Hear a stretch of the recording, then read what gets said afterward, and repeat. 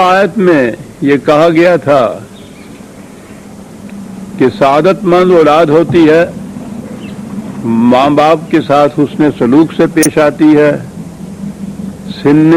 رشد کو پہنچتی ہے تو خدا سے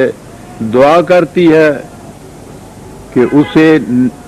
اعمال صالحہ کی توفیق نصیب ہو اور وہ اسی کے مطابق اپنی اولاد کی بھی تربیت کرے۔ تو کہا کہ ایک تو اس قسم کی اولاد ہوتی ہے اور اس کے مقابلے میں ایک اولاد وہ ہوتی ہے کہ والذی قال لوالدیہ اف لکما اتعداننی ان اخرج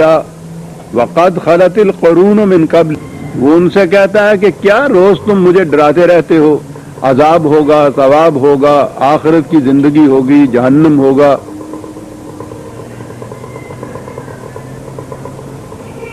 اس سے پہلے دیکھو تو صحیح قبرستانوں میں جا کے کتنے مردے ہیں، کون ان میں سے اٹھا ہے اور کس کو زندگی ملی ہوئی ہے؟ یہ سب اچھا وَهُمَا يَسْتَغِيثَانِ اللَّهَ وَيْلَكَ آمن، ایک طرف تو وہ خدا سے فریاد کرتے تھے کہ یا اللہ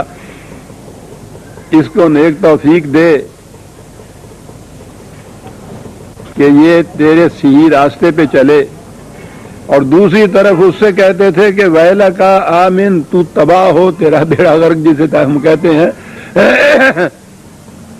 یہ ایک حقیقت ہے جس کی طرف ہم تمہیں دعوت دیتے ہیں، اس پہ ایمان لاؤ، اس کو تسلیم کرو۔ ان وعد اللہ حق، یہ خدا کا قانون ہے، یہ اس کا وعدہ ہے، یہ حق ہے، یہ صحیح ہے، یہ صداقت پر مبنی ہے۔ فَيَقُولُ مَا هَذَا إِلَّا أَسَاطِيرُ الْأَوَّلِينَ، تو جواب میں وہ یہ کہتا تھا کہ یہ جو کچھ تم کہہ رہے ہو نا، یہ مرنے کے بعد کی زندگی اور خدا اور جہنم اور یہ سارے پہلے لوگوں کے بنائے ہوئے افسانے ہیں جو چلے آ رہے ہیں۔ عجیب بات ہے، قرآن کریم نے مختلف مقامات پر ان لوگوں کے یہ الفاظ کہے ہیں، اساطیر الاولین، وہ یہی کہتے تھے۔ تو میں یہ دیکھ رہا ہوں کہ آج بھی ان چیزوں کے جو منکر ہیں، بلکہ مذہب کے منکر، خدا کے منکر، متشدد طور پر یہ کمیونسٹ ہیں۔ تو کمیونسٹ لٹریچر میں نے دیکھا یہ ہے، وہ بین ہی یہی کہتے ہیں کہ یہ جن چیزوں کو تم حیات آخرت کہتے ہو، مرنے کے بعد کی زندگی کہتے ہو، جہنم کہتے ہو، عذاب ثواب کہتے ہو، ان کی حقیقت اس سے زیادہ کچھ نہیں کہ کچھ سمجھدار لوگ تھے، انہوں نے لوگوں کو غلط کاموں سے منع کرنے کے لیے اس قسم کے یہ چیزیں افسانے وضع کیے۔ یہ ڈراوے کی خاطر ہے،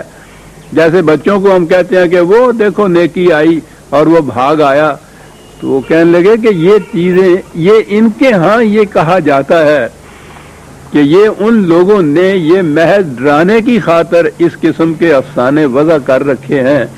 ورنہ خدا کا بھی کوئی وجود نہیں ہے، نہ حیات آخرت کوئی چیز ہے، یہ سب اس لیے لوگوں کے وضع کردہ ہیں۔ تو میں دیکھ رہا ہوں کہ یہ چیز کچھ آج کی نہیں اور انہی کی یہ دلیل نہیں، بلکہ یہ چیز کچھ شروع سے چلی آ رہی ہے کہ جو بھی اس کے منکر تھے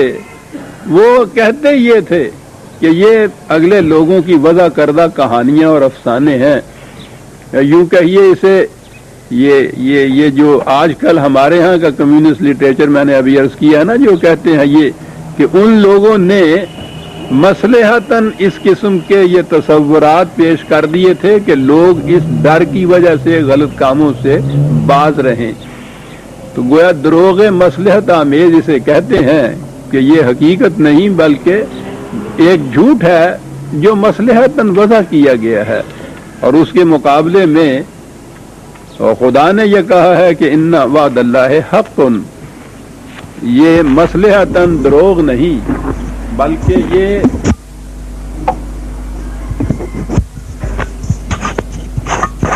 قوانین خداوندی ہے، حق پر مبنی ہے، واقع پر مبنی ہے۔ قد خلت من قبلہم من الجن کہا کہ یہی وہ لوگ ہیں ان حقیقتوں کو افسانہ سمجھنے والے اور کہنے والے کہ جن پر بھی وہی قانون لاگو ہو جائے گا جو اس سے بیشتر اس قسم کے کہنے والے لوگوں کے اوپر منطبق ہوا تھا، یعنی تباہی اور بربادی۔ یہ کئی دفعہ پہلے بھی آ چکا ہے، جن اور انس، میں اس کے متعلق تفصیل سے پہلے بتا چکا ہوں کہ وہ جو ہمارے ذہنوں میں جن کا تصور ہے وہ قرآنی تصور نہیں ہے۔ یہ عربوں کے ہاں جن کہتے ہیں ہر وہ چیز جو نگاہوں سے پوشیدہ ہو۔ ان کی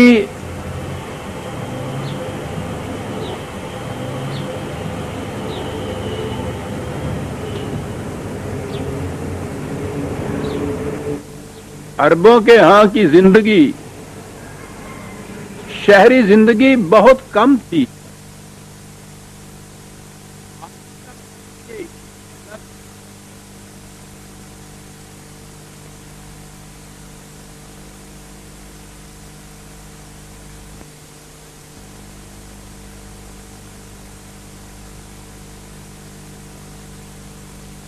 ساری آبادیاں ان کی بحران اور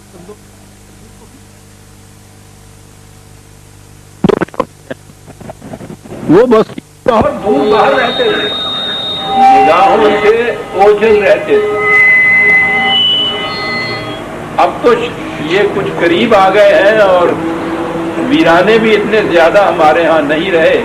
ورنہ یہ جو جنہیں پنجابی میں ہم ٹپری باز کہتے تھے اور خانہ بدوش، یہ اب بھی شہروں سے دور رہتے تھے، نگاہوں سے اوجھل رہتے تھے۔ کم لوگوں نے ان کو کبھی دیکھا ہوگا، ان کی بستیوں میں جا کے دور رہتے تھے یہ۔ تو یہ جتنے اس زمانے میں صحرا نورد تھے، خانہ بدوش تھے، بستیوں سے دور رہنے والے لوگ تھے، عربی لٹریچر میں ان کی زبان میں ان کو جن کہتے تھے، نگاہوں سے پوشیدہ رہنے والے، اور انس کہتے ہیں متمدن طور پر آپس میں موانست رکھنے والے۔ تو شہری آبادیاں کیونکہ متمدن آبادیاں تھیں، وہ انہیں انس کہتے تھے، اور وہ جو صحرائی آبادیاں تھیں خانہ نوردوں خانہ بدوشوں کی، ان کو وہ جن کہتے تھے۔ جن اور انس جہاں دونوں اکٹھی آئیں گے وہاں ان کے معنی ہوں گے متمدن آبادیاں اور صحرا نشینوں کی آبادیاں۔ جیسے ہمارے ہاں شہری اور دیہاتی کہا جاتا تھا اس سے پہلے، تو آبادیاں مل گئی ہیں، ان میں کچھ زیادہ فرق نہیں رہا، ورنہ اس سے پیشتر یہ خانہ بدوش تو ایک طرف رہے، شہری اور دیہاتی زندگی میں بڑا فرق ہوا کرتا تھا۔ تو یہ جہاں قرآن میں جن اور انس آئے گا تو وہاں ان سے مراد وہ دو آبادیاں ہوں گی، اور اس زمانے میں تو ان کو بڑی اہمیت حاصل تھی اس فرق کو جو شہری زندگی میں اور ان خانہ بدوشوں کی زندگی میں ہوا کرتا تھا۔ بالکل الگ الگ معاشرت تھی ان کی، الگ الگ لہجے زندگی تھی ان دونوں کی، لہذا وہ جن والی بات یوں نہیں ہے۔ آگے یہیں میرا خیال ہے اسی سورہ میں بھی آگے آتا ہے، جن آئے تھے رسول اللہ کے پاس اور آپ نے ان کو قرآن سنایا تھا، اور پھر اس کے اوپر جب سوچ لیجئے کہ ایسی بات کہیں آ جائے اور جن کا تصور ہمارے ہاں ہو، اور پھر وہ جو روایات کے جو پھر افسانے اس کے اوپر وضع ہوتے ہیں، تو پوچھئے ہی نہیں کہ ان کی یہ جو ہے یہ اس قسم کی آیتیں جو آئی ہوئی ہیں کہ جن آئے تھے اور انہوں نے قرآن سنا تھا، اس کے اوپر آپ ہمارے ہاں کی روایتی تفاسیر میں دیکھیے کہ پھر کیا کیا عجیب و غریب چیزیں ان کے متعلق کہی گئی ہیں۔ یہ جس قدر بھی ہمارے ہاں تصوراتی جن ہے نا، وہ جو چمٹ جاتا ہے آ کے پھر اس کو نکالا جاتا ہے، یہ سارے ہمارے ذہن کے تراشیدہ افسانے ہیں۔ یہ کوئی اب انس ہیں دنیا کے اندر جتنے بھی لوگ ہیں، انسان ہی بستے ہیں،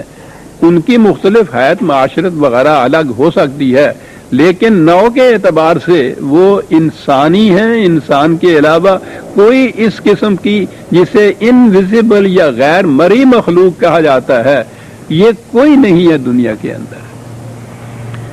تو اس لیے اب جہاں یہ آئے گا تو یہ انسان ہی کی طرف ہے.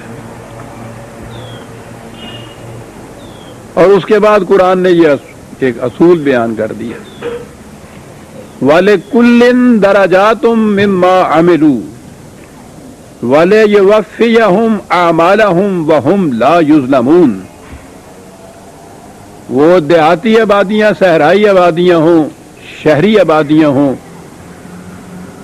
یہ جو ان کی معاشرتی زندگی کا فرق ہے یہ میزان خداوندی میں کچھ حیثیت نہیں رکھتا. دیکھنے کی بات تو یہ ہے کہ کام کس طرح سے کیسے کوئی کرتا ہے. تو یہ ہر ایک کے درجات جو ہیں، مراتب جو ہیں، وہ اس کے اعمال کے مطابق متعین ہوتے ہیں. دو باتیں ذہن میں رکھنی چاہیے جنہیں کہتے ہیں نا بنیادی حقوق انسانیت، یا جنہیں ہم اقدار یا ویلیوز کہتے ہیں. یہ دو چیزیں بڑی اہم ہیں اس میں. ایک چیز تو قرآن نے کہا ہے کہ وَلَقَدْ كَرَّمْنَا بَنِي آدم. ہر انسان، ہر آدمی انسان ہونے کی جہت سے واجب التکریم ہے، احترام آدمیت. صرف اس کا انسان ہونا احترام چاہتا ہے، تکریم چاہتا ہے. تو پہلی قدر یہ ہے اسلام کے نظام کی یا اسلام کے تصور کی کہ کوئی حرکت، کوئی قانون، کوئی چیز جو کسی انسان کے لیے وجہ تذلیل ہو وہ غیر قرآنی ہے، وہ غیر اسلامی ہے اور بہت بڑا جرم ہے. جنہیں خدا نے کہا ہے کہ کرمنا، ہم نے انہیں واجب التکریم بنایا ہے، تو ہم اگر اس کی تذلیل کرتے ہیں تو یہ تو خدا نے جو کہا ہے اس کے خلاف چیلنج ہے نا. وہ کہتا ہے کہ ہم نے انہیں واجب التکریم بنایا ہے اور ہم انسان کی تذلیل کرتے ہیں. کسی انسان کی تذلیل کسی نحو سے بھی جو کی جائے گی تو وہ خدا کے خلاف ایک چیلنج ہوگا. وہ کرمنا کہتا ہے سر. تو یہ تو ہوا بحیثیت انسان ہونے کے تکریم یا احترام انسانیت جسے آپ کہتے ہیں.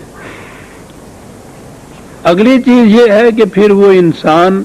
کام کس قسم کے کرتے ہیں، ان میں اختلاف ہو جائے گا.